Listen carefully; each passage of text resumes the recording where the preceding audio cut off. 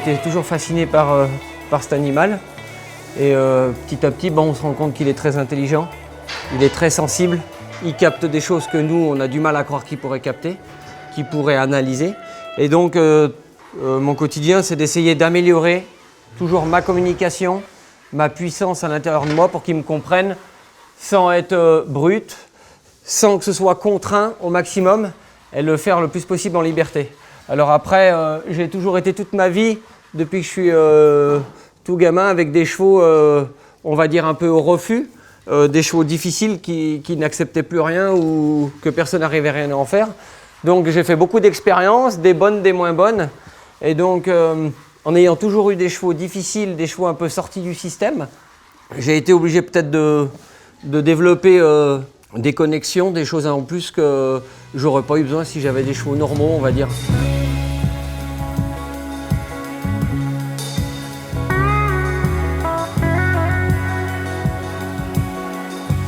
Avec les chevaux, on se rend compte qu'on peut être très puissant sans rien faire. Et ça s'apprend pas, c'est avec le fil du temps. Par exemple, un cheval lambda, quand on arrive vers lui, eh ben, il sait si la personne a peur, si la personne est faible, si la personne a une énergie forte, ils arrivent à tout savoir. Par exemple, elle, si c'est quelqu'un qui a peur ou qui a un niveau faible à cheval, elle le laisse dessus 10 minutes. Après, il descend. Elle ne les fait pas tomber, mais elle leur dit de descendre. Alors que quelqu'un qui a toutes les, on va dire, les cordes à son arc, qui est un bon cavalier, qui est puissant, qui a tout, enfin je parle dans la tête, pas dans les bras, dans les muscles, eh ben, elle ne va même pas essayer de broncher, de faire quelque chose. Donc c'est là où on voit que la puissance intérieure, c'est-à-dire la puissance intérieure, c'est plus on a d'acquis, plus on a d'expérience, eh ben, les chevaux ils le sentent. Il n'y a pas besoin de faire nos preuves, à tirer sur les rênes, à mettre un coup de talon. Quand on monte sur un cheval, le positionnement, les gestes, la façon de les suivre, ils captent notre énergie, notre connaissance. Et juste avec ça, ils sont capables de ne rien faire s'ils sentent qu'on a le niveau pour. Mais avec les chevaux, la chose qu'on ne commande pas, c'est qu'eux, ils pensent quelque chose et le lendemain, ils peuvent avoir une autre pensée. Voilà, donc il faut toujours être capable de s'adapter, de comprendre ce qu'ils ont, ce qu'ils pensent et de faire avec eux et d'essayer de les emmener dans le chemin qu'on veut. Et ça, c'est ça qui est le plus dur.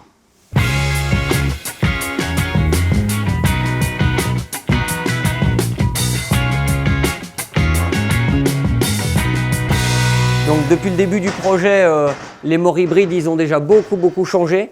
On a une panelle de morts avec une capacité de chevaux différents pour lequel ça va beaucoup mieux. Au départ, il y en avait seulement un ou deux, donc on ne pouvait pas monter tous les chevaux avec. Et aujourd'hui, il y a vraiment un gros panel de différences de morts qui permet pratiquement de couvrir beaucoup de besoins différents des chevaux. Au début, les premiers morts, j'y croyais pas sur la façon dont ils étaient faits, mais là, il y a vraiment eu une réelle évolution. Et maintenant, je suis même, je vais dire dans l'effet inverse, c'est que du coup, là, j'ai vu ce matin avec des essais où j'avais des morts qui me donnaient une puissance plus encore que ce que j'avais besoin, donc qui était limite maintenant trop puissante pour moi. Alors qu'avant, ça l'était pas assez. Ce que je peux parler puissance, c'est puissance sensorielle, c'est-à-dire une capacité à être sensible, plus. Pas seulement plus en propulsion, en poussée de postérieur pour sauter haut. Donc ça veut dire que plus en principe, plus on amplifie les paramètres, donc plus on saute haut, plus on a des chevaux puissants, plus on a des chevaux sensibles, donc plus les réglages doivent être fins. Voilà. Et c'est là où on arrive du coup à la fin, où tout ce qui est par exemple embouchure avec le mort hybride, où on doit arriver vraiment sur quelque chose de très fin pour être dans le juste.